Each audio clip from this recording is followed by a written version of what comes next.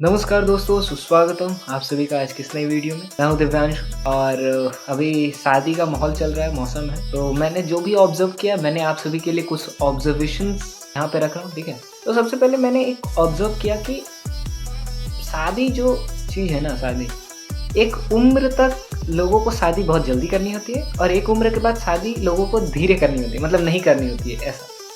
तो जो लड़कों का है कि जैसी प्यूबर्टी हिट करती है करीब 17, 15, 16, ये जो है इस उम्र से लेके और करीब 18, 19 में भी कभी-कभी 20 भी, यहाँ तक इनका वो चलता है कि जल्दी शादी कराओ मेरा, जितना जल्दी शादी करा सकते हो मेरा शादी करा दो, ऐसा ये वाला फेज चलता है ज़्यादातर लड़कों का।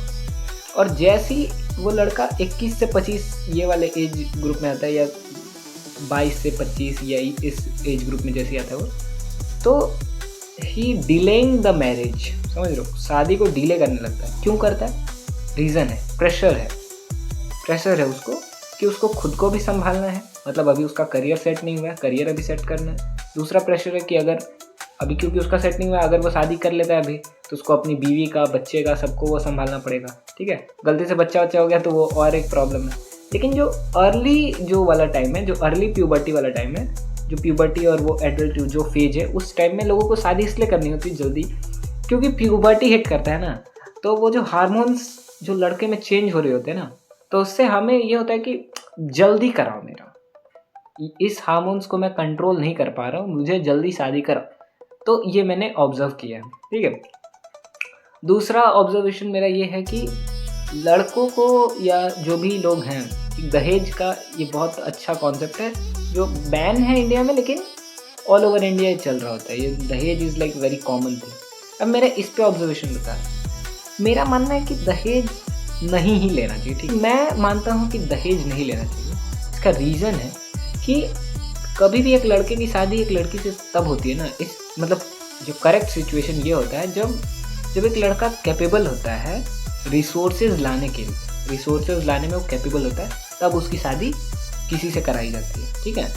तो अगर आपको दहेज देना पड़ रहा है, अगर आपको उसको गाड़ी देना पड़ रहा है, फर्नीचर देना पड़ रहा है, बेसिक ज़रूरत की चीज़ें देना पड़ रहा है, दैट्स मीन्स लड़के में वो कैपेबिलिटी है ही नहीं कि वो रिसोर्सेज खुद से ला पाए।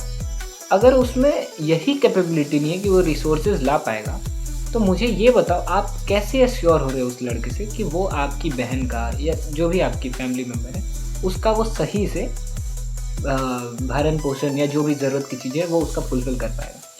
सोचने की बात है कि वो खुद ही उसको भीख मांगना पड़ रहा है आपसे, सोच रहे हो। या तो आप, अगर आपको दहेज लेना है, मतलब आप कटोरा लो और रोड पे बैठ जाओ, आप एकदम ओरिजिनल भिखारी बनोगे, बहुत अच्छा भिखारी बनोगे। लेकिन अगर आपको भीख मतलब इसलिए मांग रहे हो क्योंकि आप रिसोर्सेज नहीं ला सकते हो, तो भाई क्यों कर रहे हो शादी? मत करो। आप अकेले का बोझ नहीं उठा पा रहे तो आप किसी और का बोझ कैसे उठाओगे, किसी और का प्रेशर कैसे उठाओगे? तो ये वाली बात होती है। अच्छा, मेरा क्या है कि अगर मुझे दहेज देना है तो मैं ये सोच रहा हूँ कि भाई अगर मैं मेरी बहन के लिए दहेज देना ही चाह रहा हूँ, तो मैं, जब वो लड़का खुद कैपेबल नहीं है अपना वो उठाने का, अपना जिम्मा उठाने का, या अपना खुद के लिए वही कैपेबल नहीं, तो वो मेरी बहन का क्या संभालेगा?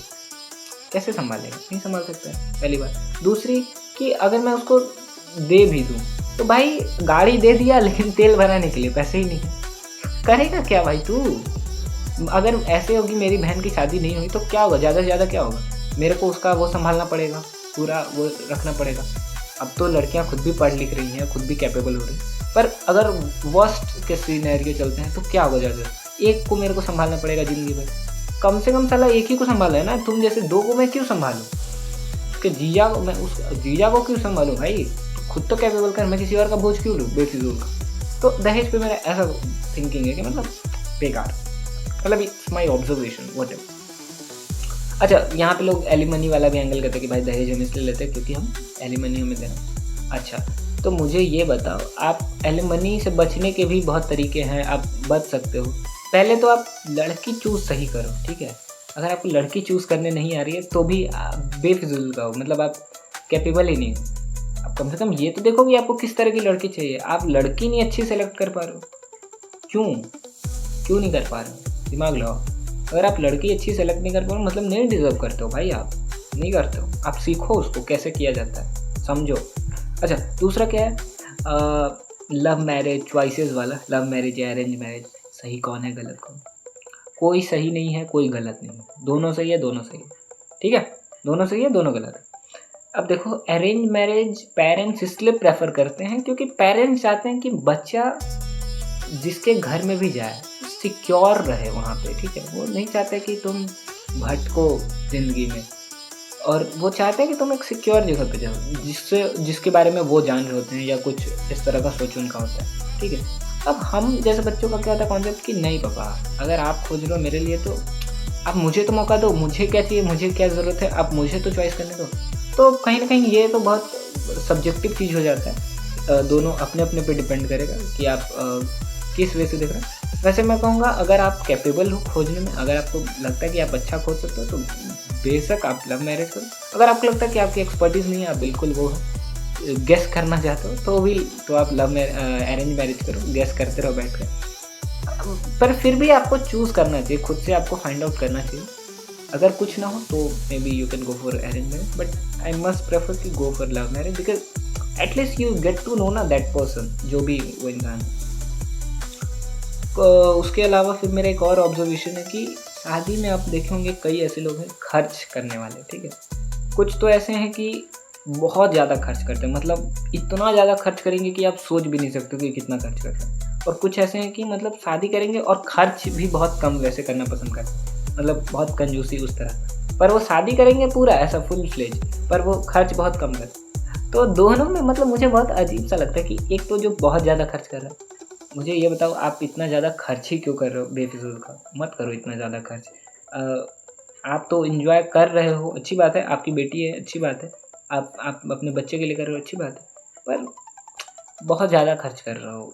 मतलब मे बी आप वही पैसे आप अपने बच्चे को दे सकते हो जिससे may be they can have a good thing, like they have a good life. But अगर आपको लगता है कि फिर भी आपको खर्च करनी चाहिए तो it's up to your choice.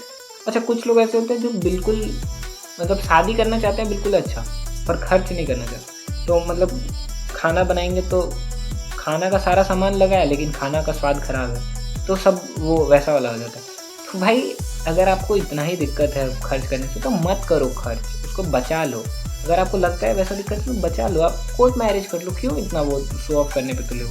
यहाँ खर्च वाला तो एंगल ऐसा है ना कि मतलब सबको इसलिए खर्च करना है क्योंकि शादी करना है, इसलिए नहीं, इसलिए खर्च करना है क्योंकि उनको दिखाना है कि हम कितने अमीर हैं या हम कितने गरीब हैं या क्या है। तो मतलब शो ऑफ वाला एंगल हो जाता है कि हम दिखा रहे हैं कि देखो हमने अपनी शादी में इतनी खर्च किया या हमने अपने बच्चे के लिए इतना खर्च किया। तो ये मुझे बहुत अजीब सा लगता है, मतलब कि आपको शो ऑफ करना पड़ रहा है कि आप कितना अमीर हो या कितना गरीब हो, वो भी पैसे खर्च करके। तो I don't think so you deserve this.